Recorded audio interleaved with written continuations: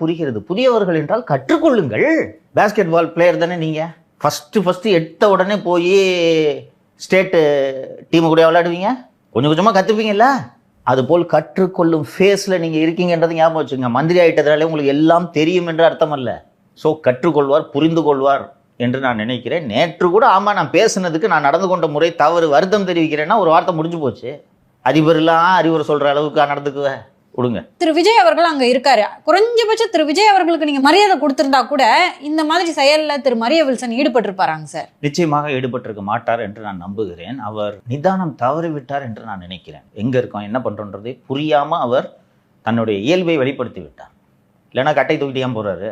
முதல்வர் இருக்கிறார், உங்கள் கட்சியின் தலைவர் இருக்கிறார், நீங்கள் இன்று வகிக்கக்கூடிய பதவி அவர் போட்ட பிச்சை.